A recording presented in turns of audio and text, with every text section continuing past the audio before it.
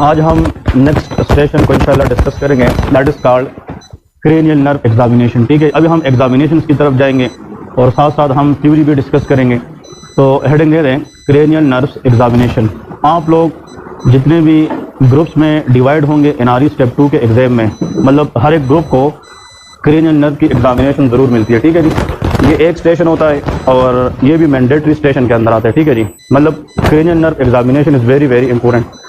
कोई भी मॉर्निंग का सेशन है, आफ्टरनून का सेशन है, सबको जो है ये एग्जामिनेशन ज़रूर आएंगे। ठीक है जी, अब जिस तरह न्यूरोलॉजिकल है, अपर लिम लोअर लिम, वो आ भी सकते हैं नहीं भी आ सकते, बट ये कभी मिस नहीं होते। तो आप लोगों ने इसको एज अ मैंडेटरी स्टेशन याद रखना है। ठीक है जी, इसके बारे में थ्योरी आनी चाहिए, वाइवा आना चाहिए, और फिर पेशेंट को हम एग्जामिन कैसे करते हैं वो टेक्निक्स हमें आने चाहिए। ठीक है जी, जब स्टार्ट करते हैं, लेकिन before going to this station proper हमें कुछ इंपोर्टेंट टर्म्स आने चाहिए। तो लेके इंपोर्टेंट टर्मिनोलॉजीज, पहले उन टर्म्स को हम डिस्कस करेंगे, उनको क्लियर करेंगे, फिर जाके हम इसको प्रॉपर पढ़ेंगे कि हम स्टेशन में क्या करेंगे। लेकिन ये जो टर्म्स है ये हमारे वाइवा में काम आएंगे, इंपोर्टेंट टर्मिनोलॉजीज। ठीक है जी, ओके। इसमें सबसे पहले नंबर पे आते हैं कि what is meant by nerve, कि नर्व क्या है। ठीक है जी, तो आप लोग हेडिंग दे दें कि what is meant by nerve. Nerve को हम नर्व फाइबर भी कहते हैं और सिंपल नर्व भी इसको हम कह सकते हैं। ठीक है जी, ओके।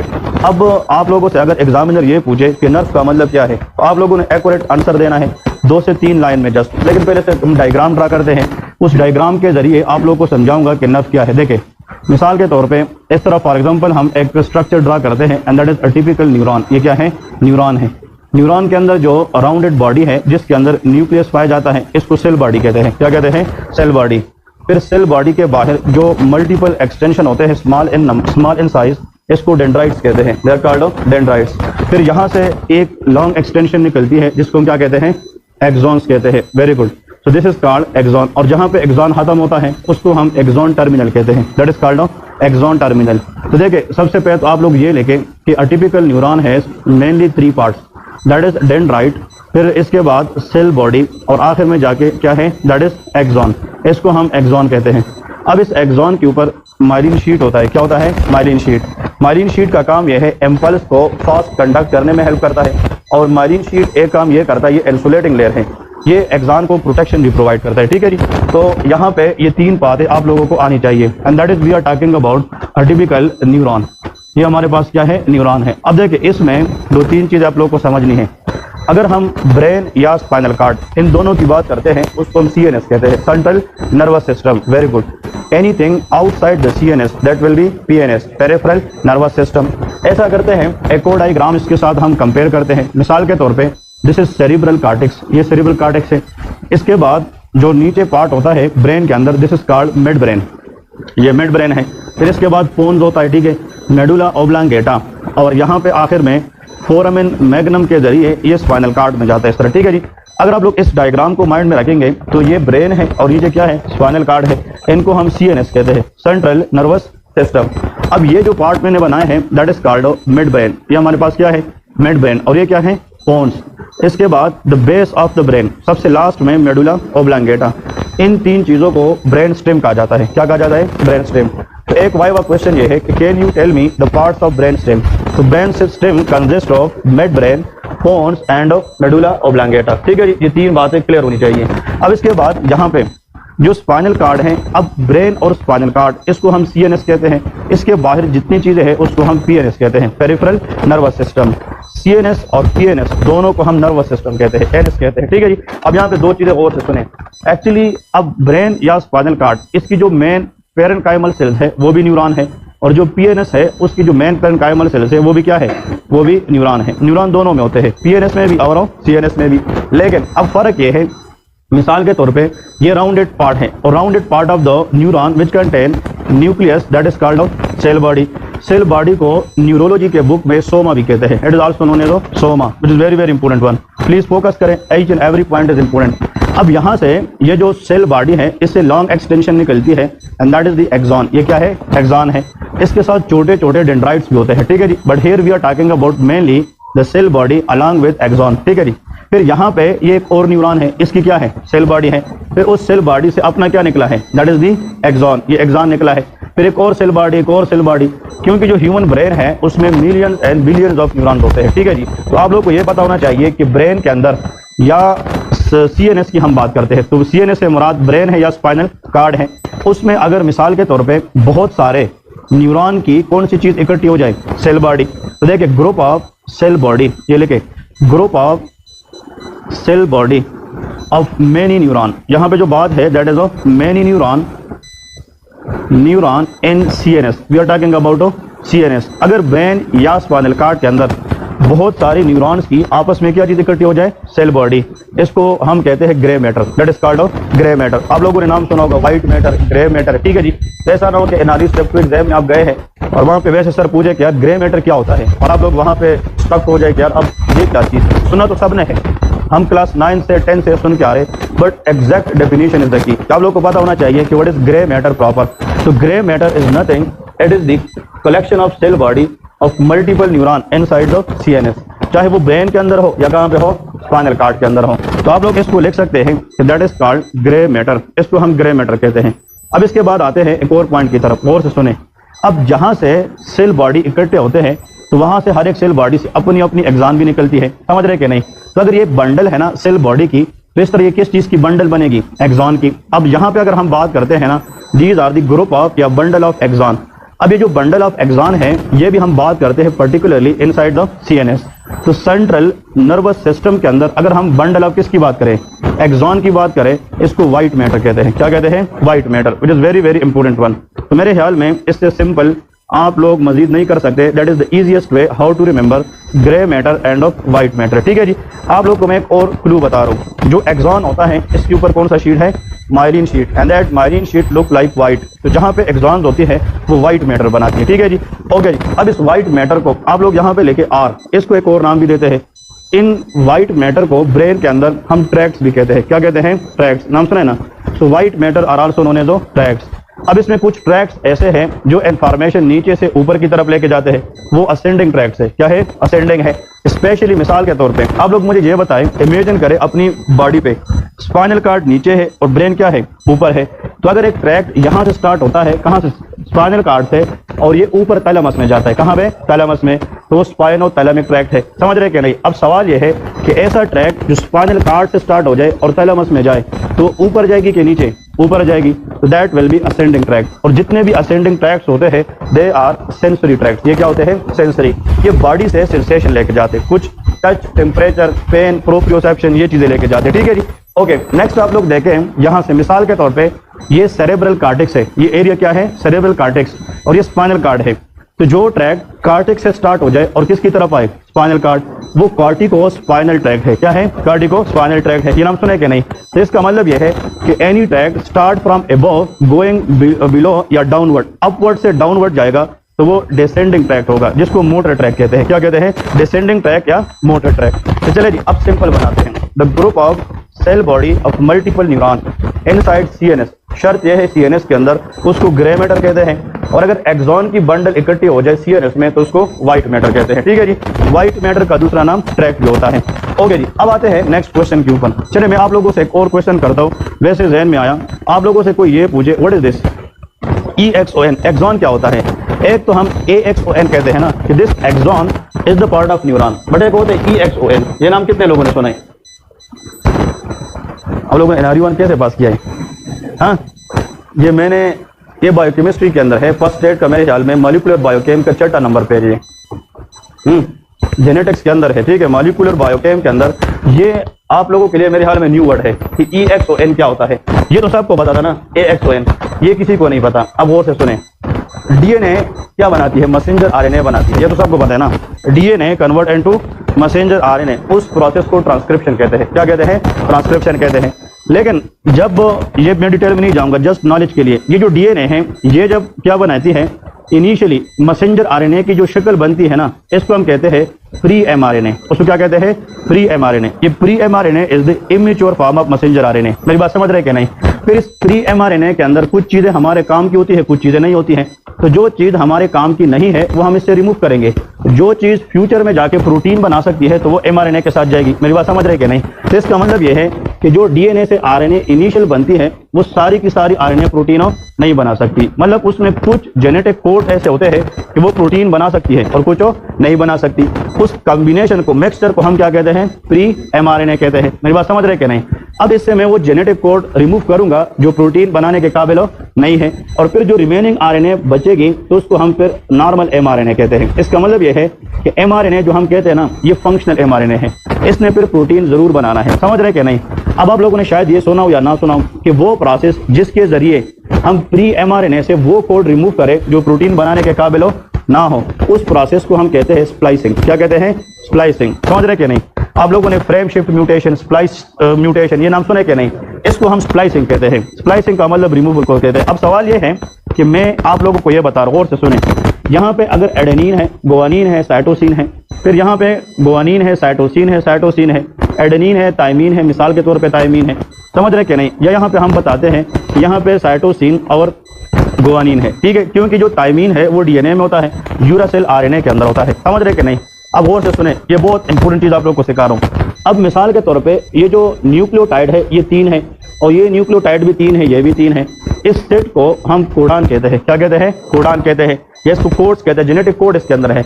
अब मिसाल के तौर पे ये एमआरएनए है, इसमें बहुत सारे जेनेटिक कोड्स है। मैं कहता हूँ कि यार ये वाला और ये वाला ये फंक्शनल नहीं है, इसने फ्यूचर में कुछ भी नहीं बनाना। समझ रहे कि नहीं? ये फंक्शनल कोड है कि नॉन फंक्शनल? नॉन फंक्शनल है। और मैं बता रहा हूँ कि इसने फ्यूचर में क्या बनाना है? प्रोटीन बनाना है। तो इसको क्या कहते हैं? फंक्शनल। तो प्री एमआरएनए के अंदर वो कोडान जो फ्यूचर में प्रोटीन बनाने के काबिल ना हो, इनको हम कहते हैं एंट्रॉन। इनको हम क्या कहते हैं? एंट्रॉन कहते हैं। एंट्रॉन वो कोड होते हैं जो फ्यूचर में प्रोटीन नहीं बना सकते। लेकिन अब ये वो कोड है जो फ्यूचर में क्या बनाएंगे? प्रोटीन बनाएंगे। तो इन कोड्स को हम एक्सॉन्स कहते हैं। अब समझ रहे कि नहीं? तो ई का मतलब होता है, इसका मतलब ई मतलब कि those code, E mean those express in the future, जो फ्यूचर में क्या करे? एक्सप्रेस करके प्रोटीन दे सके, वो एक्सॉन्स होते हैं।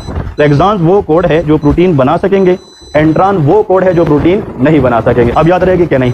तो इस एक्सॉन में और इस एक्सॉन में ये फर्क है, ठीक है जी। इसका मतलब ये है कि ये जो प्री एमआरएनए है, ये अगर ये सेल है तो ये सेल के अंदर कहाँ पे बनता है? न्यूक्लियस में बनता है ना। डीएनए कहाँ पे होता है? न्यूक्लियस में।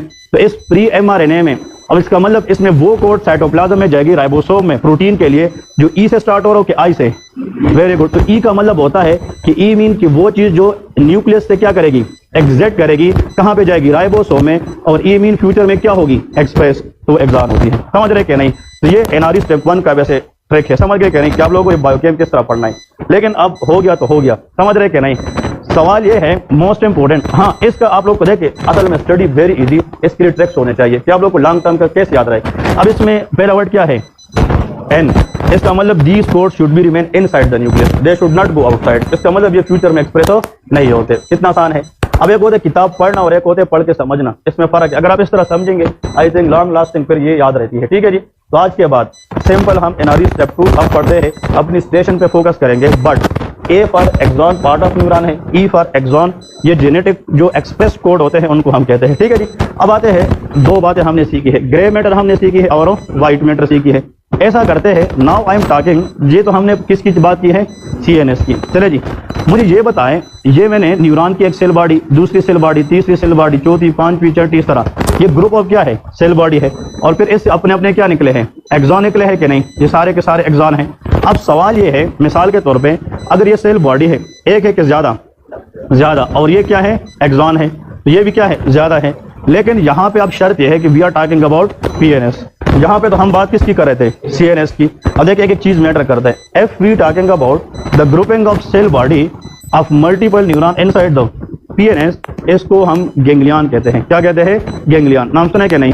इसको हम गेंगलियन कहते हैं, ज्यादा को हम गेंगलिया कहते हैं और एक को हम गेंगलियन कहते हैं। तो और से सुने, group of cell body in CNS that is called grey matter, और group of cell body in PNS that is called ganglion. अब सेल बॉडी की दोनों ग्रुपिंग है, बट एक पीएनएस में है और एक सीएनएस में। आप एज अ हाउस ऑफिसर काम करते हैं या घर में बैठे हैं, किसी रिश्तेदार ने सीटी स्कैन पर कराई कि डॉक्टर साहब इसमें देखे क्या मसला है, अगर नीचे इंटरप्रिटेशन में लिखा कि गेंगलियन डैमेज है, तो इसका मतलब यह है, इतना पता होना चाहिए कि इसका सीएनएस इन्वॉल्व नहीं है, ये पीएनएस का मसला होता है, ठीक है जी। और ग्रे मैटर व्हाइट मैटर का मतलब ये सीएनएस का मसला होता है। अब लास्ट बात की तरफ आ रहे, अब ये हमारे पास ग्रुपिंग किस चीज की हुई है?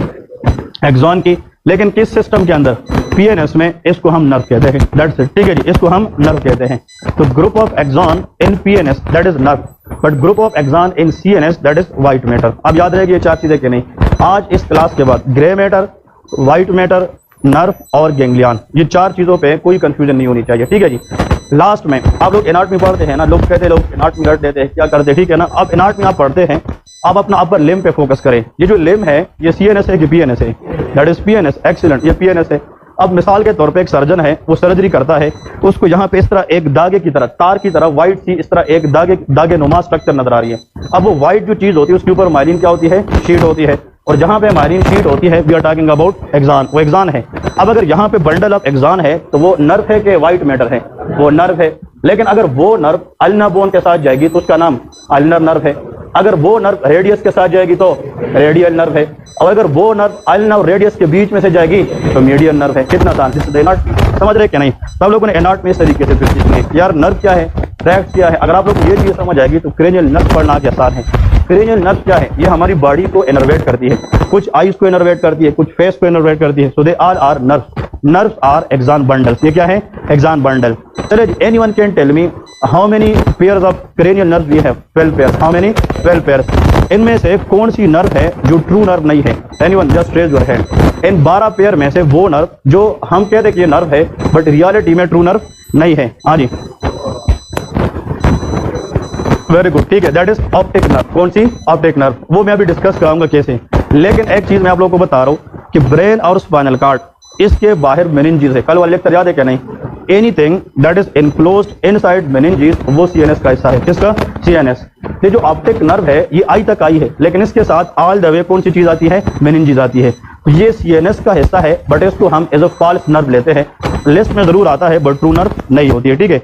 ये सुना है कि जिसका ICP रेज होता है तो उसको पेपिल एडिमा होता है, ये नाम सुना है कि नहीं? जिसका ICP रेज होता है उसका हम ऑप्टिक नर्व देखते हैं, ऑप्टिक डिस्क स्वेलिंग है कि नहीं, क्योंकि brain as a fix cavity. मतलब अगर बच्चे हैं ना न्यू नेट, उसमें जगह सॉफ्ट होती है ना, फंटानेल होती है ना, तो जब बंदा फिर एडल्ट लाइफ में आता है तो हमारी स्कल कैविटी क्या है? फिक्स है। तो अगर ब्रेन ट्यूमर है, ब्रेन एब्सेस है, हाइड्रोसिफिलिस है, इन सब के अंदर क्या है? What will happen to ICP raise?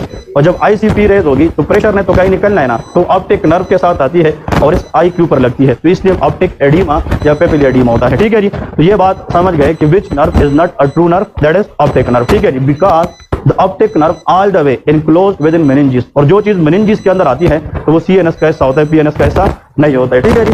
अब यहाँ तक ये तो आप लोगों ने 4-5 चीजें जो बेसिक हमने सीखनी है वो आप लोगों ने सीखी है। एंड आई होप कि आप लोगों को इस सेशन में कुछ ना कुछ न्यू जरूर मिला होगा, ठीक है जी। That is very very important. अब लिखे नेम्स ऑफ द नर्व्स। ये हमें आप लोग जब स्टेशन में जाएंगे ना, ये मुझसे खुद जब हमने एग्जाम दिया था कि सर ने कहा can you tell me the names of the nerves, if you don't know the name तो how you will examine the nerve, ठीक है जी। तो पहले लिस्ट आना चाहिए। आप लोगों में से बहुत सारे स्टूडेंट माशाल्लाह उनको ये नाम आते होंगे, कुछ को मिक्सिंग होगी, तो वो आज हम क्लियर करेंगे कि जो नेम्स है पहले हमें वो पता होना चाहिए, फिर बताऊंगा कि इसके अंदर कौन कौन सी अहम होती है, ठीक है जी।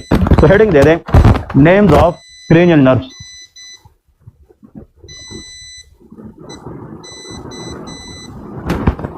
नेम्स ऑफ क्रेनियल नर्व्स, ठीक है जी। ओके, इसको हम सीक्वेंस वाइज पढ़ेंगे, ठीक है। रैंडम आप लोगों ने आंसर नहीं करने हैं। We are going to discuss these nerve in sequence wise. तो सबसे पहले के that is called olfactory nerve. कौन सी? Olfactory, very good. तो पहली नंबर पे जो नर्व आती है दैट इज कॉल्ड ओल्फैक्टरी। अब आप लोगों ने अपने आप को चेक करना है कि कितने लोग हैं जिसको वन गो में सारी नर्व आती है। जिनको नहीं आती वो फिर जाके उसको रिवाइज करें, तो इंशाल्लाह it will be remember easily. इसके बाद क्या है? Excellent, that is optic nerve. इसके बाद जो सेकंड नंबर पे है that is called the optic nerve. इसके बाद अक्यूलोमोटर। कौन सी है? अक्यूलोमोटर, इस तरह ना, दैट इज कॉल्ड अक्यूलोमोटर नर्व, अक्यूलोमोटर। फिर इसके बाद है ट्रोक्लियर नर्व। फोर्थ नंबर पे जो नर्व आती है that is called trochlear nerve, ठीक है जी, that is trochlear nerve. Fifth number पे ट्राइजेमिनल नर्व, ट्राइजेमिनल नर्व, ठीक है, ट्राइजेमिनल नर्व। सिक्स नंबर पे एब्डूसेंस नर्व, ठीक है जी, six number that is called abducens nerve, abducens nerve. फिर इसके बाद सेवन नंबर पे, वेरी गुड, ठीक है, एक्सीलेंट। सेवंथ नंबर पे लेके फेशियल नर्व। ये आप लोगों ने दो दो बन के जो ग्रुपिंग आप लोगों ने कल बनाई है उसमें कुछ लोगों के नाम अभी तक है नहीं, ठीक है।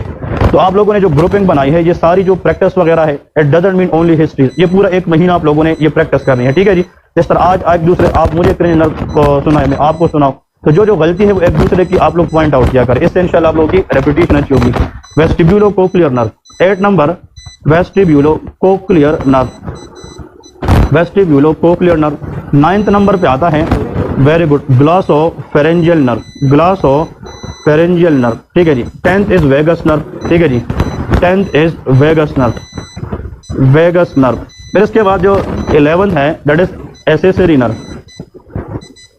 एसेसरी नर्व, और आखिर में हाइपोग्लोसल नर्व, ठीक है जी। तो please everyone in the class must know these nerve confidently, कि आप लोगों को वहाँ पे फिर बोलने में कोई मतलब यह है कि हेजीनेस ना हो, ताकि आप लोग इसको स्मूथली बता सके, ठीक है जी। So these are the nerve that is in sequence. बहुत सारे लोग होते हैं जिसको निमोनिक्स देते हैं, कुछ लोग उसको निमोनिक्स में याद रखते हैं फॉर इजी अंडरस्टैंडिंग। ये आप लोग कहीं से भी देखे, गूगल करे, यूट्यूब देखे, हर जगह पे मौजूद है। हर एक इंसान की याद करने का अलग तरीका है, तो आप लोग अपने हिसाब से देखें कि जिसको, लेकिन सीक्वेंस ये होना चाहिए, ठीक है। अगर मुझे सर कहते हैं कि यार can you tell me the name, तो मैं कहता हूँ अल्फैक्टरी, ऑप्टिक, फिर कहता हूँ फेशियल, तो मैं गलत है ना, सीक्वेंस को नहीं खराब करना, ठीक है जी। तो sequence should be like this. इसके सामने जो अल्फैक्टरी है ना, इसमें लेके सेंसरी, ये हमारे पास कौन सी है, सेंसरी। इसका मतलब ये है कि जो अल्फैक्टरी नर्व है that is purely sensory nerve, ये हमारे पास सेंसरी है, ये स्मेल के लिए होता है। किस चीज है, smell, that is called olfaction, ये अल्फैक्शन के लिए है। फिर जो ऑप्टिक नर्व है ये विजन के लिए होता है, that is again pure sensory, ये क्या होता है, प्योर सेंसरी नर्व है। अब देखिए थर्ड नंबर नर्व को थोड़ा सा गौर से देखें, that is oculo, oculo is the word used for eye, eye का मतलब अक्यूलो मीन आई, और motor mean any nerve which innervate muscles, मतलब हर वो नर्व जो मसल्स को इनर्वेट करती है तो उसको मोटर नर्व कहते हैं। इसका मतलब यह है हमारे आई के अंदर एक्सट्रिंसिक या इंट्रिंसिक अक्यूलर मसल जो मेजॉरिटी इनर्वेट करती है that is called oculo motor nerve. तो आप लोग लिखे that is the purely motor nerve, ये हमारे पास क्या है, मोटर नर्व है। और आई एम डैम श्योर कि आप लोग को ये पता होगा कि ट्रोक्लियर नर्व ये भी एक मसल को इनर्वेट करती है, सुपीरियर ओब्लिक SO4, याद है कि नहीं, तो ये भी हमारे पास मोटर नर्व है, that is again one of the motor nerve. फिर इसके बाद जो ट्राइजेमिनल नर्व है, ट्राई मीन 3 और जेमिनल का मतलब डिवीजन है, ये ऐसी नर्व है कि जिसके मजीद 3 डिवीजन होती है। अगर आप उन तीनों को अपने 3 फिंगर से इस तरह याद रखें तो one is ophthalmic, one is maxillary, another is mandibular. तो ये 3 डिवीजन होती है जो हम डिस्कस करेंगे। लेकिन इस ट्राइजेमिनल नर्व के अंदर, अब मिसाल के तौर पे अगर मैं एक पेशेंट को बता दूं अपनी आंखें बंद करें and I will touch your face with the marker and if you feel the sensation you can say yes. अगर मरीज आंखें बंद करके हम इसकी फोरहेड पे, हम उसकी मतलब ये मैक्सिलरी एरिया पे इस मार्कर को टच करें and if the patient feel, अगर पेशेंट फील करता है वी आर चेकिंग सेंसेशन। क्या चीज, सेंसेशन। हमारी फेस की जितनी सेंसेशन है वो कौन कंट्रोल करेगी, ट्राइजेमिनल नर्व। लेकिन अगर मिसाल के तौर पे हम पेशेंट को कोई चीज दे दें कि इसको चबाए, दैट इज कॉल्ड मैस्टिकेशन। कौन सी चीज, मैस्टिकेशन। मसल्स ऑफ मैस्टिकेशन 4 होते हैं, कितने, 4। कितने लोग हैं क्लास में जिसको आते हैं 4? शाबाश, रेज योर हैंड जस्ट, 1 2 3 4 है भी 4 लोग हैं मेरे ख्याल में। हाँ, इसका मतलब 4 मसल 4 लोग। अरे अब और से सुने, फर्स्ट मसल ऑफ मैस्टिकेशन लिखेंगे टेम्पोरेलस, कौन सा, टेम्पोरेलस। नेक्स्ट इज कॉल्ड मेसिटर मसल, कौन सा, मेसिटर। 2 मैंने बता दिए, वन इज टेम्पोरेलस, नेक्स्ट इज मेसिटर, और एक है मीडियल टेरिगॉइड मसल, कौन सा, मीडियल टेरिगॉइड, और एक है लेटरल टेरिगॉइड मसल। ये 4 चीज याद रखें, एग्जाम में काम आएंगे। Can you tell me that's of the names of muscles of mastication? Sir yes, we have 4 main muscles of mastication. One is temporalis, temporal bone होता है, टेम्पोरेलस मसल है, समझ रहे कि नहीं, temporalis, masseter, medial pterygoid and lateral pterygoid. अब ये चारों के चारों मसल, इनकी कंट्रोल भी ट्राइजेमिनल नर्व के पास है। किसके पास है, ट्राइजेमिनल नर्व। तो जब हम कोई चीज चबाते हैं, कोई चीज चबाते हैं, चीव करते हैं, तो ये सेंसेशन है कि मूवमेंट से होता है, मूवमेंट से, तो मसल चाहिए उसके लिए। तो ये मोटर है कि सेंसरी है, मोटर है। तो फेस की सेंसेशन भी ये करता है और चीविंग के लिए भी ये होता है, ये सेंसरी भी है और मोटर भी है। तो लेकिन मिक्स नर्व, इसका मतलब ये है कि ये मिक्स नर्व, कुछ लोग इसको मिक्स कहते हैं, हम इसको ऐसा लिखेंगे बोथ, ये सेंसरी और मोटर दोनों है। मेरी बात समझ रहे क्या नहीं? इसके बाद abducens nerve is pure motor nerve, ये हमारे पास क्या है, प्योर मोटर। ये लेटरल रेक्टस मसल को इनर्वेट करती है, LR6 जिसको लोग याद करते हैं, लेकिन abducens nerve is motor. Facial nerve के बारे में लेके दैट इज बोथ, इसमें भी सेंसरी भी है और मोटर भी है, ठीक है जी, दैट इज कॉल्ड फेशियल। इसके बारे में 2 बातें बता रही है, डिस्कस करेंगे, जस्ट कि आप लोग थोड़े बहुत आहिस्ता आहिस्ता जो है कंसेप्ट भी गेन करें और आप लोग का बिलीफ भी इसके ऊपर आता रहे, ताकि हम बाद में पढ़ेंगे तो आसान हो। अगर आप एक पेशेंट को कोई मिसाल के तौर पे आप उसको शुगर देते हैं, मतलब चीनी देते हैं, and you ask the patient to touch with your tongue and either you feel sweet और नॉट, या आप कोई ऐसी स्वीट चीज खिलाते हैं एंड इफ द पेशेंट से यस दैट इज स्वीट, तो हम स्पेशल सेंसेशन चेक करते हैं। क्या चीज, स्पेशल। टच टेम्परेचर, मिसाल के तौर पे एक कप है जिसमें चाय है, तो वो गर्म कप आप हाथ पे रखें फिर भी हीट देगा, आप टंग के साथ करें फिर भी हीट देगा। तो ऐसा सेंसेशन जो बॉडी पार्ट के लिए एक जैसा हो वो जनरल सेंसेशन है। क्या है, जनरल सेंसेशन। आप चीनी हाथ में रखें तो आपको फील नहीं होगा, वही चीनी अगर आप टंग बर्ड्स के साथ टच करेंगे आपको स्वीट फील होगी। तो स्पेशल सेंसेशन है। क्या है? Special sensation. अब जो टंग है ना, टंग ये हम डिवाइड करते हैं दो हिस्सों में, एंटीरियर 2/3 एंड पोस्टीरियर 1/3 में। जो एंटीरियर 2/3 है उसकी जो स्पेशल सेंसेशन है उसका कंट्रोल किसके पास है? Facial nerve. ये सेंसरी हो गई कि नहीं? दूसरी बात, अगर हम फेशियल मसल को एक्सप्रेशन के लिहाज से चेंज करते हैं तो मसल मूवमेंट चाहिए होता है। कोई बंदा कहे कि अपने माथे के ऊपर फोल्डिंग बनाए, समझ रहे कि नहीं, मतलब स्माइल करे, ये सारी की सारी जो फेशियल मूवमेंट है ये भी किसके कंट्रोल में है? फेशियल। तो इसमें सेंसरी भी है और मोटर भी है। That is also both, mean mix nerve है, सेंसरी एंड मोटर। फिर इसके बाद है वेस्टिबुलोकोक्लियर, प्योरली सेंसरी। ये हियरिंग में काम करती है, आवाज सुनने में। ये इनर ईयर से स्टार्ट होती है, ठीक है जी। ये बैलेंस में और हियरिंग दोनों में काम, वेस्टिबुलर पार्ट उसकी बैलेंस में काम करती है, कोक्लियर पार्ट उसकी हियरिंग में काम करती है। फिर इसके बाद ग्लासोफेरेंजियल है। Glossopharyngeal is a mix nerve. ये क्या है? मिक्स नर्व है, glossopharyngeal. Anyone in the class can tell me कि विच ऑफ द फॉलोइंग या विच फेरेंजियल मसल, जिसको आते हैं raise your hand, glossopharyngeal, glosso mean tongue, this nerve deal something with tongue along with pharynx, इसलिए pharyngeal है। तो वो कौन सी फेरेंजियल मसल्स है जिसको इनर्वेट ये नर्व करती है, जिसको आते हैं रेज योर हैंड? एक बंदा, मसल भी एक है, पता है, मसल भी सिर्फ एक है। ऑल, फिर सुने, all muscles of the pharynx, देखिए ये एक रिपीटिशन बायो के लिए है। All muscles of the pharynx innervated by vagus nerve. कौन सी? Vagus nerve, except one muscle, जिसको इनर्वेशन कहां से मिलती है? ग्लासोफेरेंजियल। उसका नाम है स्टाइलोफेरेंजियस मसल। कौन सा? स्टाइलोफेरेंजियस, ठीक है, यही था ना। तो stylopharyngeus is the muscle which is innervated by glossopharyngeal. Otherwise remaining जितने भी है वो कौन इनर्वेट करेगी? वेगस नर्व, ठीक है जी। वेगस नर्व के लिए इट इज बोथ, इसका मतलब ये है कि ये भी मिक्स्ड नर्व है, इसमें भी सेंसरी भी है और मोटर भी है। तो ये पॉइंट आप लोगों ने याद रखने हैं, that is very very important one. यहाँ पे जो एसेसरी नर्व है, accessory, this nerve innervate only 2 muscles in the neck and shoulder area, जिसमें एक ट्रेपीजियस मसल है और स्टर्नोक्लीडोमास्टाइड मसल है। तो अगर कोई नर्व मसल को इनर्वेट करेगी दैट इज प्योरली मोटर। ये क्या है? मोटर नर्व है। ओके जी, अब नेक्स्ट आते हैं last one is motor sensory और mix. Excellent, that is again motor nerve. Okay, what is the word glossal? Glossal mean tongue. All muscles of the tongue innervated by which nerve? Hypoglossal except one muscle. एक muscle के अलावा जिसका नाम है पेलाटोग्लोसस, वो muscle जो टंग को palette के साथ मिला है, palatoglossus, that is innervated by vagus nerve, ठीक है जी। आप लोग के पास स्नेल एनाटॉमी का बुक है कि नहीं? स्नेल रिव्यू बुक है कि नहीं? आज घर जाकर देखेंगे कि जो हेड एंड नेक एरिया है वहां पे जो टंग लिखा है, टंग के नीचे दूसरे नंबर पैराग्राफ में एक वहां पे टेबल बना है, उसमें टंग के मसल दिए गए हैं। कुछ इंट्रिंसिक मसल है, कुछ एक्सट्रिंसिक मसल है। मेरी बात समझ रहे कि नहीं? मतलब पुराने में गलती है, अगर आप लोग के बुक में भी गलती है तो प्रिंटिंग शायद मसला हो तो वो ठीक करे। उसमें लिखा है palatoglossus innervated by hypoglossus, but it is innervated by vagus nerve, ठीक है, ये उसमें गलती है। आप लोगों ने स्नेल बुक में जाकर देखना है कि जो टंग के मसल है कि उसमें क्या लिखा है, all muscles of the tongue innervated by hypoglossal except one palatoglossus which is innervated by vagus nerve, ठीक है जी। यहाँ तक तो आप लोग को लिस्ट भी पता चला और ये भी पता चला कि कौन सी सेंसरी है और कौन सी मोटर है, ठीक है जी। अब इसमें जो ओस की एग्जाम के अंदर एनआरई स्टेप 2 में या कहीं पे भी दुनिया में जाके मेडिकल के एग्जाम में देखे, जो ओस की सेटअप होता है उसमें जो कॉमनली नर्व आती है टेस्टिंग के लिए, उसके लिए आप लोगों ने इंपोर्टेंट सबसे पहले लेके ऑप्टिक नर्व। ये क्वेश्चन में आता है, आप लोग उधर जाते हैं अपने स्टेशन में और सर आपको कहता है कि इस पेशेंट की आप ऑप्टिक नर्व चेक करें, इसका विजन चेक करें कि भाई उसका जो विजन है वो ठीक है कि नहीं है, नंबर 1। नंबर 2, आप लोग यहाँ पे ये जो अकुलोमोटर है, देखिए अकुलोमोटर के साथ कौन सी है, ट्रोक्लियर, और मैं इसको इकट्ठा करता हूँ दैट इज एब्ड्यूसेंस, क्योंकि जो तीनों नर्व्स है ये एक ही अकुलर मसल ये आई को इनर्वेट करती है।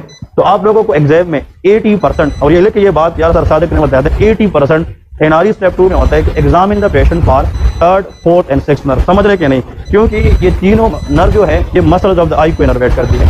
ये जो तीनों नर्व से ये कट जाती है, समझ रहे कि नहीं? इसमें हम एच पैटर्न सीखेंगे, प्रैक्टिकली सीखेंगे। एच पैटर्न के दौरान आप जब हाथ को मूव करेंगे और वो पेशेंट आपको आई के लिहाज से मूव करेगा, you people should know at that time कि during the movement which muscle of the which eye you are checking. आप लोग को ये पता होना चाहिए। कभी कभार क्या होता है, मैं उस बंदे को कहता हूँ यार मेरे हाथ को देखो और इस उंगली की तरफ आपने इस तरह मतलब मूव करना है, उस टाइम पे सर पूछता है कि what you are looking in the eye, तो पता होना चाहिए कि सर इस टाइम पे मैं लेफ्ट आई का लेटरल रेक्टस चेक कर रहा हूँ, राइट का सुपीरियर ऑब्लिक चेक कर रहा हूँ, समझ रहे क्या नहीं? हमें इंटरप्रिटेशन आनी चाहिए, बट पास होने के लिए ये तीन नर्व जो है इसकी प्रैक्टिस फिंगर टिप पे होना चाहिए, दैट इज सुपर इंपोर्टेंट, ठीक है जी। फिर इसके बाद ट्राइजेमिनल अहम करेंगे, ये भी इंपोर्टेंट है। ट्राइजेमिनल आने पे तो कोई भी आ सकता है, बट एक्सपीरियंस मैटर अलॉट। हमें पता होता है कि कौन कौन सी चीजें बार बार पूछी जाती है। फेशियल नर्व भी एग्जाम के अंदर आती रहती है, फेशियल नर्व, ठीक है, और एक है accessory nerve. So these are the nerve जो हमें प्रैक्टिस भी करनी है और इसकी हमें थोड़ी बहुत थ्योरी भी पढ़नी होगी, ठीक है जी। पढ़ने पे तो आप लोग जाकर एनआरई स्टेप 1 के नोट्स पढ़े होंगे, सबकी थ्योरी थोड़ी बहुत मैंने भी थ्योरी बताई है, आप लोग भी रिवाइज करें, बट प्रैक्टिकली हमें इन चीज़ों को करना है, ठीक है जी। अब मैं बताऊंगा, हाँ ये भी बताऊंगा आखिर में कि इसको कैसे करते हैं, मतलब इसको कैसे करते बताऊंगा सारा, लेकिन आप लोगों ने करना वो है जो सबसे अहम है, ठीक है जी। ऐसा ना हो कि एक बंदा वेस्टिबुलर कोक्लियर पे इतना मेहनत करे कि मुझे इसके तीनों नर्व भूल जाए, तो फिर कोई फायदा नहीं है। चीज़ वो करे जो कॉमन एग्जाम के अंदर आती है, ठीक है जी। आप एग्जाम में गए, बस आपको पता है कि यार ये मुझे आता है, आप कॉन्फिडेंट हो कि यार दिस इंशाल्लाह आई विल डन, ठीक है जी। तो कोशिश करें कि वो चीज़ करे, कॉमन चीज़ जो है वो कॉमनली वो पूछी जाती है, ठीक है। अब हम सबसे पहले आते हैं, मैं इसके बारे में थोड़ी बहुत बात करता हूँ, अल्फैक्टरी नर्व के बारे में। अल्फैक्टरी नर्व आप लोगों को सिर्फ 2-3 बातें कर रहा हूँ, ये लिखने वाली चीज़ नहीं है, जस्ट इसके बारे में सुने। इसका काम यह है कि ये सेंस ऑफ स्मेल, ये स्मेल में हेल्प करती है। अगर आप इसको चेक करेंगे तो आप मरीज को ये बताएंगे कि आपको आजकल कोई चीज़ सूंघने में कोई मसला तो नहीं है, मतलब lack of smell sensation, olfactory nerve damage. अब सवाल यह है, जो अल्फैक्टरी नर्व है ये नेजल म्यूकोजा से स्टार्ट होती है, नाक से, और ये ऊपर जाती है ब्रेन में, समझ रहे कि नहीं, ब्रेन में जाती है ऊपर डायरेक्ट। अब यहाँ से एग्जाम में ये सिर्फ पूछा जाता है कि जो अल्फैक्टरी नर्व है ये जब यहाँ से स्टार्ट होकर ब्रेन में जाती है तो ये किस क्रेनियल फोसा से गुजरती है, ये क्वेश्चन आता है। अब ये जो क्रेनियल कैविटी है इसके अंदर डिप्रेशन है 3, anterior fossa, posterior fossa and middle cranial fossa, समझ रहे क्या नहीं, ये 3 फोसाज है।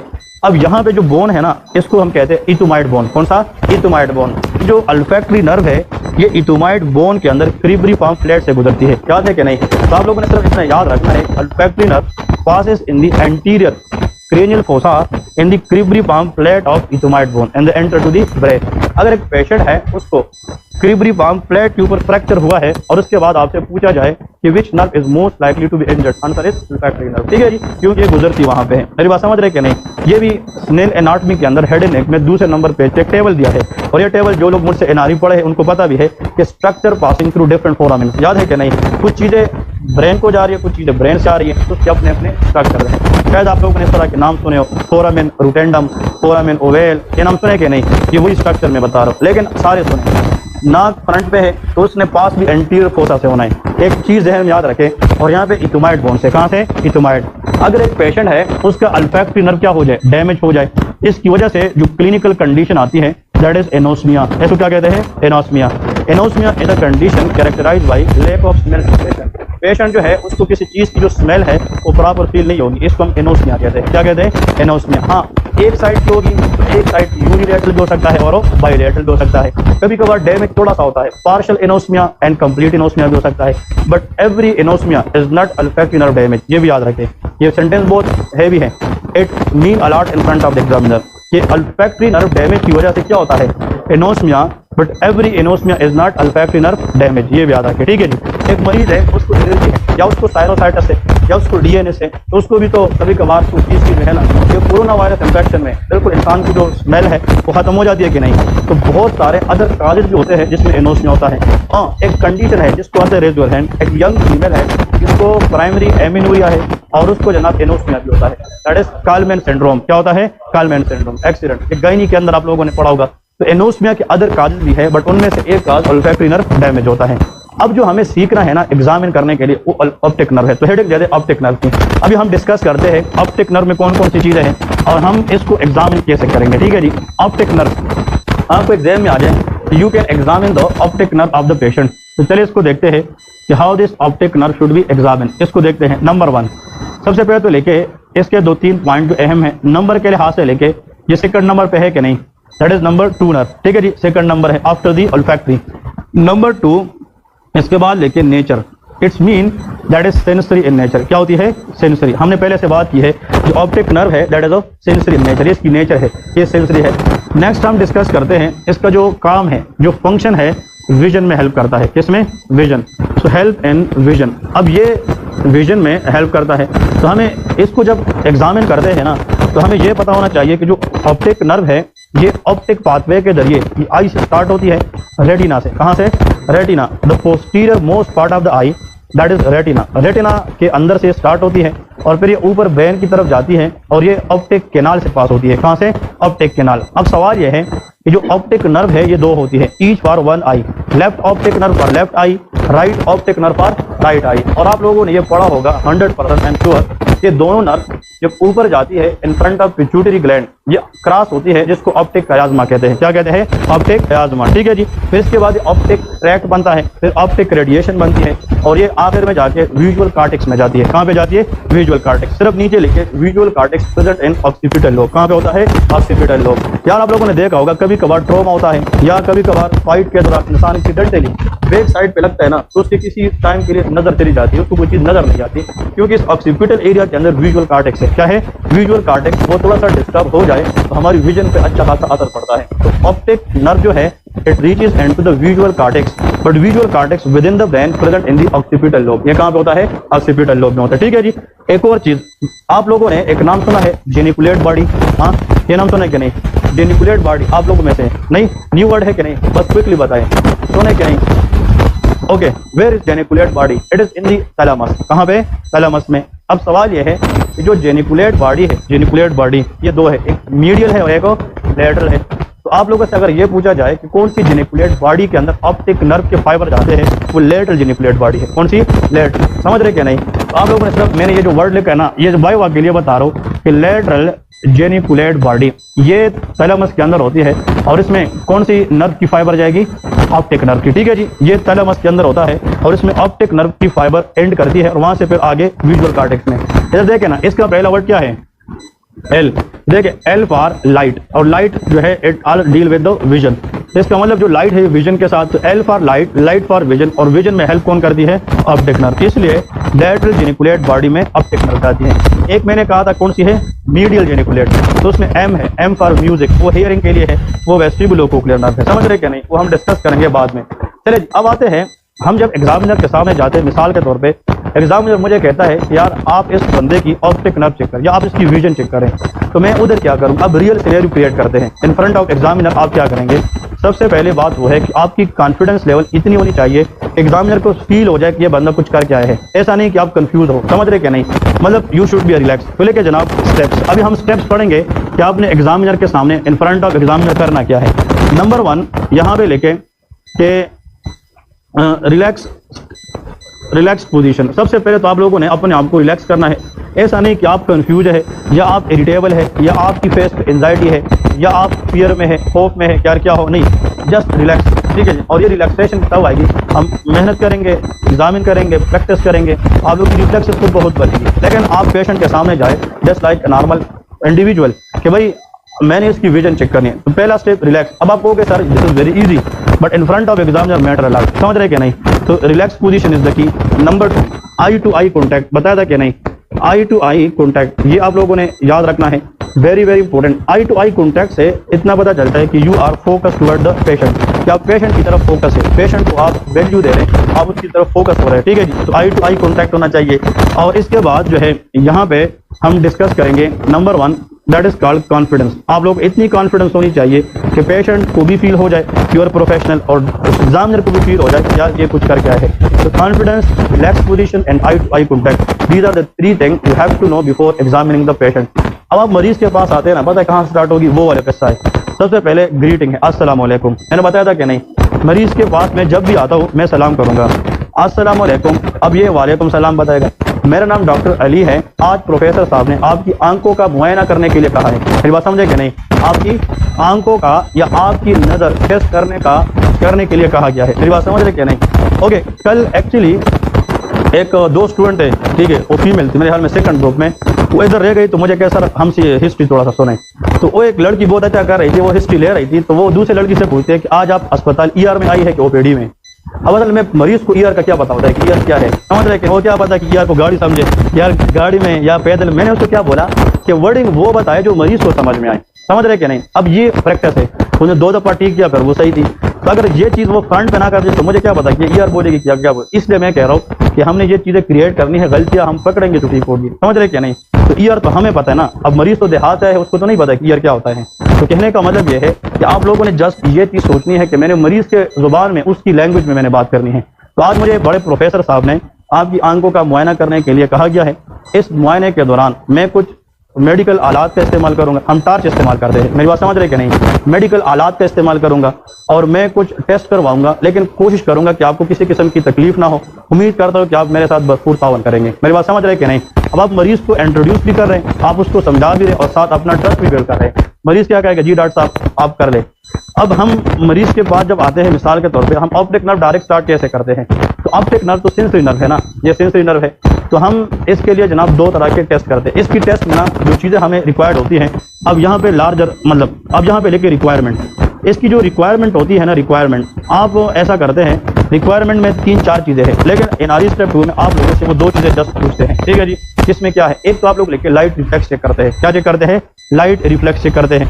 अब जो लाइट रिफ्लेक्स है उसमें सेकंड और थर्ड नर्व दोनों का रोल होता है, प्यूपिलरी रिफ्लेक्स जिसको हम कहते हैं। लेकिन यहाँ पे लाइट आप लोग मिसाल के तौर पे आपके पास टार्च है, ठीक है जी, लाइट हम रिफ्लेक्स ये चेक करेंगे कि भाई वैसे उधर आप लोगों ने जस्ट एक्टिंग करनी है कि एक आंख में आपने टार्च वगैरह मतलब लाइट थ्रो की है, फिर दूसरे में की है, ठीक है। अब जो प्यूपिल है ना उसको हम देखते हैं, लाइट जब प्यूपिल पे पड़ती है ना तो ब्रेन तक उस लाइट की इंफॉर्मेशन लेके जाना, ये भी ऑप्टिक नर्व है। क्या है, ऑप्टिक नर्व। तो ऑप्टिक नर्व एफरेंट है कि इफरेंट है, ये एफरेंट है, ए मीन टुवर्ड द ब्रेन जा रहे हैं, समझ रहे क्या नहीं। फिर उसके मुताबिक ब्रेन वापस दूसरे बंदे को भेजता है कि लाइट के खिलाफ आप प्यूपिल को क्या करें, कंस्ट्रक्ट करें, ताकि ज्यादा रेज ना आए और रेटिना डैमेज ना हो जाए। तो प्यूपिलरी कंस्ट्रक्शन ये ऑक्यूलोमोटर करती है, क्या करती है, ऑक्यूलोमोटर। तो प्यूपिलरी रिफ्लेक्स में एफरेंट जो है वो ऑप्टिक नर्व है और जो इफरेंट है वो ऑक्यूलोमोटर नर्व होती है, ठीक है जी। अब ये हम लाइट रिफ्लेक्स, लेकिन this is not that much important. What is important, that is called, आप लोगों ने जिस तरह आई का हम किसी डॉक्टर के पास जाते हैं, आप लोगों ने हाउस जॉब में देखा होगा, जो लोग नजर चेक करने के लिए आते हैं उसको हम चार्ट दिखाते हैं, वहाँ पे जो चार्ट होता है तो उसका नाम क्या है, वेरी गुड, इसको कहते हैं स्नेलन चार्ट। इसका नाम क्या होता है, स्नेलन चार्ट। ये नाम आप लोगों को आना चाहिए। जो स्नेलन चार्ट है इसका इस्तेमाल कैसे करते हैं ये बहुत इंपॉर्टेंट है, ठीक है जी। स्नेलन चार्ट हम इंशाल्लाह प्रैक्टिकल जब हम सिखाएंगे तो चार्ट हम मंगवाएंगे, इधर उस चार्ट के ऊपर हम एग्जामिन करेंगे क्या है, फिर इसको समझेंगे, फिर एक बंदे का हम नजर कैसे चेक करते हैं जो रियल में लोग करते हैं। आप किसी मेडिकल, मिसाल के तौर पे आपकी मेडिकल हो रही है, किसी आर्मी में जा रहे या नेवी में कोई आप फोर्स ज्वाइन करते हैं तो आई एग्जामिनेशन होता है कि नहीं, तो ये सारा स्नेलन चार्ट का इस्तेमाल करते हैं। और एक और चार्ट होता है जिसपे कलर्स होते हैं और उस कलर के अंदर उन लोगों ने कुछ नंबर्स लेके होते हैं, इसको हम इशारा चार्ट कहते हैं, दैट इज कॉल्ड इशारा चार्ट। ये जो इशारा चार्ट है ना, इस पे ज्यादातर हम ये कलर ब्लाइंड वगैरह ये मालूम करते हैं, ठीक है। लेकिन पाकिस्तान में नहीं, पूरी दुनिया में नजर चेक करने का जो कॉमन मेथड है वो स्नेलन चार्ट है। वो क्या है, स्नेलन चार्ट है। उस पर आप लोग देखे होंगे कुछ बड़े लेटर लेके होंगे, फिर नीचे आके आके छोटे हो जाते हैं, ऐसा है कि नहीं। इसके तरीका है, मैं आप लोगों को सिखाऊंगा, लेकिन इसमें 2-3 चीजें आप लोग को समझ आनी चाहिए। यहाँ पे एग्जाम में एक सवाल करता है कि यार अगर मिसाल के तौर पे आपने किसी का नजर चेक किया है, विजन चेक किया है, ठीक है जी, और उस विजन में ये पता चला मिसाल के तौर पे कि देखिए इंडिविजुअल है, आपने उसका विजन चेक किया और आप यहाँ पे लिखते हैं कि इसका विजन 4/6 है। कितना है, 4/6। ये लोग कहते हैं ना 3/6, 4/6, ठीक है जी। तो इसका मतलब क्या है, एनीथिंग वी राइट अबव, ये न्यूमरेटर है और नीचे क्या है, ये डिनोमिनेटर है। अब ये इंटरप्रिटेशन बहुत अहम है। जो चीज हम ऊपर लिखते हैं ना, इसका मतलब this is the ability of the eye to see the object at a distance during examination. मेरी बात समझे। अब मैंने इस बंदे को बैठाया है ना, तो जिसने डिस्टेंस है ये ऑब्जेक्ट को देखता है, ये इसकी नजर है। बात नहीं समझे आप लोग, समझ गए। फिर से मिसाल के तौर पे इसका हम नजर चेक करते हैं, मेरी बात क्लियर है। ये कैंडिडेट है, इंडिविजुअल है ना, अब मैंने उसको मिसाल के तौर पे 4 मीटर के फासले पे बैठाया है, कितना, 4 मीटर, और इसको ये जो मार्कर है ये मिसाल उसको 4 मीटर के फासले पे नजर आ रही है, समझ रहे कि नहीं। अब ये मार्कर अगर इसको मैं 5 मीटर 6 पे ले जाता हूँ उसको नजर नहीं आती। अब बात समझ रहे कि नहीं। ये जो ऊपर का हिस्सा है ये वो डिस्टेंस है जिस पे वो बंदा ऑब्जेक्ट देखता है जो आप उसका नजर चेक कर रहे हैं ड्यूरिंग एग्जामिनेशन। अब समझ गए कि नहीं। लेकिन अब अगर मिसाल ये हेल्दी पर्सन है, अब ये सेम ऑब्जेक्ट ये कितने से भी देख सकता है, 6 से भी देख सकता है। तो this is the person which is healthy to see the same object from 6 metre. समझ रहे कि नहीं। जो ये बंदा कहां से देख सकता है, 4 से देख रहा है। अब क्लियर है कि नहीं। तो इसका मतलब ये है कि ये जो है ना vision of the individual, vision of individual during what, answer is examination. लिख सकते हैं कि नहीं। जिस बंदे का आप नजर चेक करते हैं ना ड्यूरिंग एग्जामिनेशन, जो नजर आता है विजन पावर, इसको हम कहते हैं न्यूमरेटर। और ये क्या है, ये वो विजन है, विजन ऑफ हेल्दी इंडिविजुअल है, ऐसा है क्या नहीं, विजन ऑफ हेल्दी इंडिविजुअल। तो जो विजन है हेल्दी इंडिविजुअल का वो हमारे पास डिनोमिनेटर में आता है। मैं एक कंफ्यूजन और भी दूर करता हूँ, जो आप लोग के माइंड में शायद चल रही होगी। एक बंदा है उसका विजन 6/6 है, कितना है, 6/6 हो सकता है क्या नहीं। अब 6/6 का मतलब जो बंदा आप एग्जामिन कर रहे हैं वो जो चीज कितने मीटर से देखता है, 6। सेम चीज एक आम बंदा भी देख सकता है। इसका मतलब इसका विजन परफेक्टली ठीक है, इसका मतलब इसका विजन में कोई मसला नहीं है। तो 6/6 होता है। कुछ चार्ट्स होती है वो 200/200, उस पर अपने नाम लेके जब मैं चार्ट लाऊंगा ना तो हर लाइन के सामने वो लिखा होता है कि इतना है ये इतना है। अब ये जहन में आता है कि हम मालूम कैसे करेंगे, वो चार्ट खुद बताता है। और फिर उस चार्ट की जिस लाइन पे बंदा रुकता है ना कि इसके बाद मुझे नजर नहीं आती, उस लाइन के सामने जो वर्डिंग लिखी होती है वो उसका विजन होता है। बस समझ रहे कि नहीं? तो विजन का कोई कैलकुलेशन नहीं है, ना हम मैथमेटिक यूज करते हैं कि चार्ट के सामने जिस लाइन पे बंदा रुक गया ना उसके सामने जो वर्डिंग है वो हम मेंशन करते हैं, ये इतना बाई इतना है। लेकिन ये पता हो कि ऊपर जो है उस बंदे का विजन होता है डिस्टेंस है और नीचे हेल्दी बंदे का होता है। ये क्लियर हो गया कि नहीं? इसमें कंफ्यूजन है कि नहीं? अब आता हूँ एक और ट्रिक की तरफ, थोड़ा सा डिटेल में जाऊंगा क्योंकि ये आप लोगों से पूछते हैं। NRE2 है ये चीज, समझ गए? अब और से सुने। सवाल ये है, मिसाल के तौर पे अगर फॉर एग्जांपल हम ऊपर देखे ना, इस तरह ऊपर बड़ा ई लिखा होता है उस चार्ट के अंदर, देखे कि नहीं? मिसाल उस फिर थोड़े से छोटे लेटर LOF आता है इस तरह, मिसाल फिर और भी छोटे इस तरह नीचे जाए तो मजीद छोटे हो जाते हैं। उसमें एक रेड कलर होता है और एक ग्रीन कलर होता है, फिर और भी छोटे होते हैं। ये चार्ट से एक चीज समझाऊंगा आप लोगों को, ठीक है जी? लेकिन एक बात याद रखें, मैं एक मरीज को हम कैसे परफॉर्म करेंगे इसका हम प्रैक्टिकल करेंगे ना, लेकिन जब मैं प्रैक्टिकल करूंगा ये बात जहन में होनी चाहिए कि सर ने ये बताया था। अब इस मरीज के पास है ना 90% लोग क्यों फेल होते हैं? आज मुझे प्रोफेसर साहब ने आपकी आंख का मुआयना करने के लिए कहा है, उम्मीद है आप तावन करेंगे। ओके ठीक है, स्टार्ट करें। आप कहते जनाब ये आपको नजर आ रहा है कि नहीं आ रहा है, समझ रहे कि नहीं? अब आप माइंड में तो ठीक जा रहे, बट आपने दो बड़ी बड़ी ब्लंडर मारी है। और ब्लंडर क्या है कि यू डोंट नो कि सबसे पहले आपको पेशेंट कितने डिस्टेंस पे रखना है, समझ रहे कि नहीं? अब अगर ये चार्ट है और इसको मैं यहाँ से बता रहा हूँ और इसको वहां से, तो दोनों डिफरेंट है कि सेम है? Protocol is not different for are, it should be same during examination. तो पहला स्टेप तो ये लेके initially set the patient from the chart at a distance of 6 metre. कितना? 6 मीटर। ये स्टैंडर्ड होना चाहिए, समझ रहे कि नहीं? हाँ जी, ओके। उसको मैयर कैसे करेंगे? वो पहले से जहाँ पे हम ये नजर चेक करते हो पहले से ऑलरेडी हमने मैयर किया होता है, जो रूटीन हम चेक करते हैं तो पहले से पता होता है कि इतना ये इतना मीटर है, समझ रहे कि नहीं? तो इसका मतलब आप सर को कहेंगे sir I need 6 metre space, clear है कि नहीं? कभी कभार कुछ कमरे 3 मीटर के होते हैं, मेरी बात समझ, छोटे से होते हैं ना, ज्यादा बड़े नहीं होते। उसमें हम क्या करते हैं, पेशेंट के फॉर एग्जांपल यहाँ पे चार्ट लगाते हैं, कहाँ पे? सर के ऊपर, और सामने शीशा लगाते हैं। तो 3 मीटर वो शीशे को देखता है और 3 फिर शीशा रिफ्लेक्ट करता है, तो चार्ट अपने ऊपर पड़ते तो सेट हो जाता है।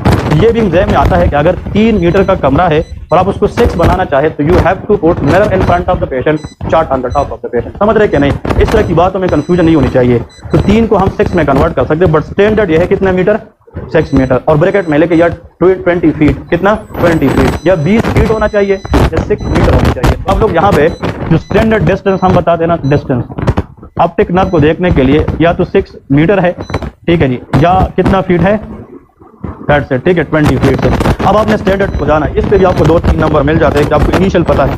फिर इसके बाद क्या करेंगे, इसको अगर मैं 20 फीट में बैठा के यहाँ पे कहता हूँ कि ये पढ़े, फिर भी मिसाल के तौर पे कुछ गलतियाँ होती है। वो गलती ये है, you have to ask the patient to cover 1 eye, समझ रहे कि नहीं? ये लोग भूल जाते हैं।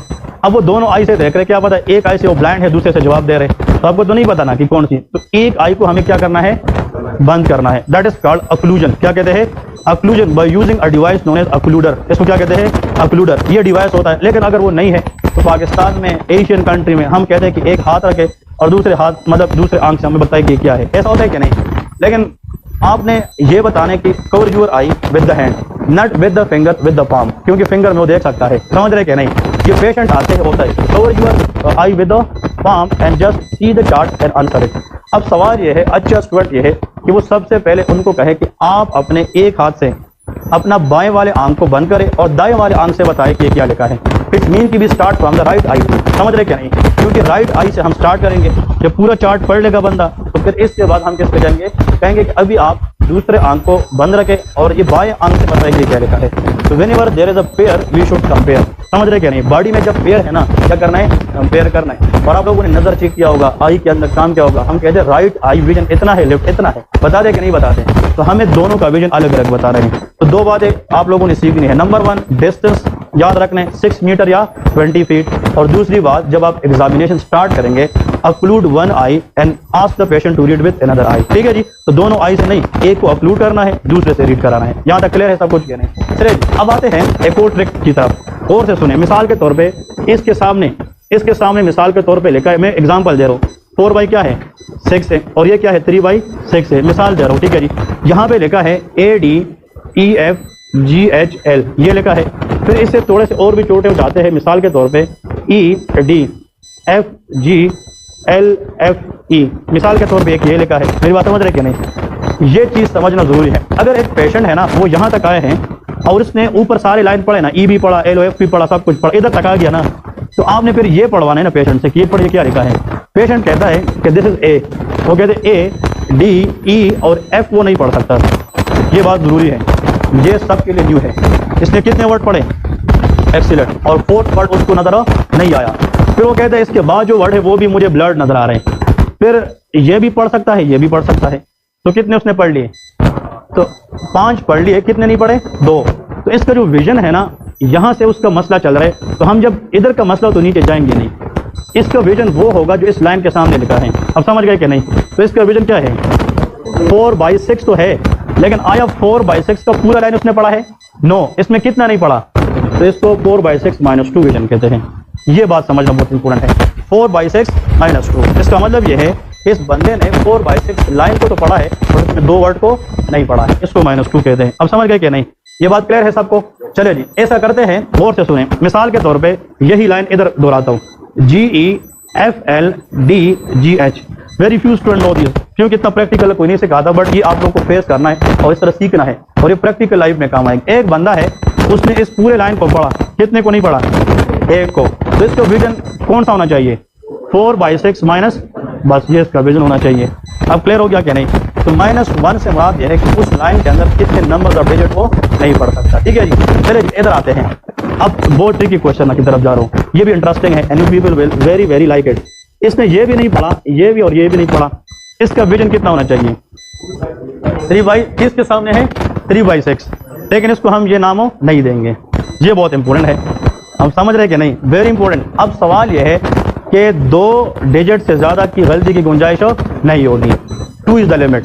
अगर वो बंदा सेम लाइन के अंदर कितने से ज्यादा गलती करेगा, तो उसको वो लाइन दे नहीं सकेंगे, उसके ऊपर वाला, इसका अब विजन जो है वो 4/6 ही होगा। अब समझ गए कि नहीं, कि 4/6 तो सारा पढ़ाया उसने, लेकिन 3/6 में 2 से ज्यादा गलती आई है, तो उस लाइन के ऊपर जो विजन है वो उसका होगा, लेकिन नीचे वाली लाइन उसको हम नहीं देंगे। ये बात समझ गए कि नहीं। तो जिस लाइन में गलती करेगा ना मरीज, उसको कोई चीज नजर नहीं आएगा, लेकिन वो 1 हो या 2 हो, तो उसी लाइन का vision minus number of digit, जो वो नहीं बोल सकेगा, चाहे वो 1 या 2 है, ऐसा है कि नहीं।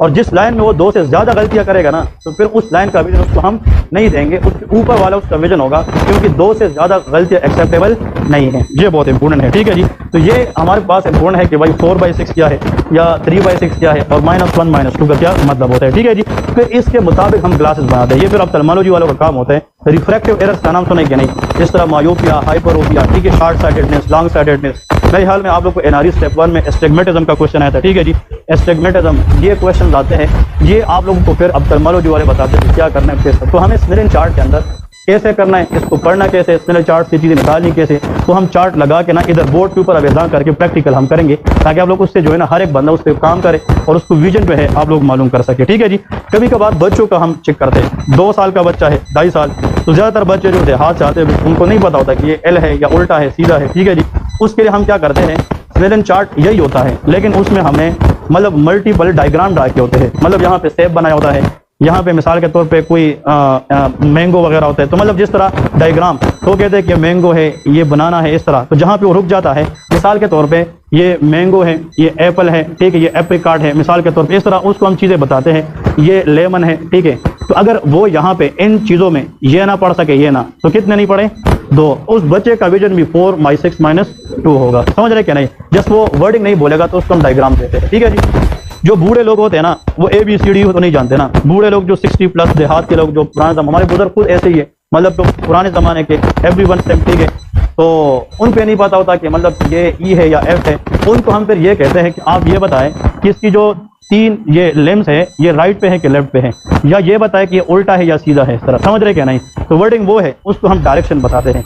ये बताएं, अगर आपसे सर पूछे कि अगर एक ओल्डर बंदा है, उसको ABCD का नहीं पता, क्या उसके लिए स्पेशल चार्ट है कि सेम चार्ट के ऊपर डायरेक्शन ऑफ द वर्ड समझाते हैं। क्या आप ये बताएं, पहले उनको सिखाते हैं कि देखिए इस वर्ड का डायरेक्शन ये है, तो ये अभी मैं आपका एक आंख बंद करने लगा हूं, फिर बताएं कि आपको इस वर्ड की डायरेक्शन राइट नजर आ रही है कि लेफ्ट नजर आ रही है। ये बात समझ रहे कि नहीं, तो हम ओल्डर एजेस के अंदर इस तरह करते हैं। ठीक है जी, अभी ब्रेक करें, इसके बाद रिमेनिंग थ्योरी। कल देखिए, आज हम क्रेनियल नर्व थ्योरी सारी पढ़ेंगे, कल क्रेनियल नर्व की सारी प्रैक्टिकल करेंगे। समझ रहे कि नहीं, तो आप लोगों का क्रेनियल नर्व सारे के सारे क्लियर हो जाएंगे। कल हमारा थ्योरी वाला पार्ट में, कल हमारा सारा प्रैक्टिकल होगा। समझ रहे कि नहीं, और हम सब ने परफॉर्म, मेरा काम उसमें एक लेक्चर मैं लूंगा पूरे, और एक लेक्चर आप लोगों ने प्रिपेयर करना है प्रैक्टिस में। समझ रहे कि नहीं, ब्रेक करें, फिर रिमेनिंग शाबाश करते हैं। ऑफ 11:30 तक।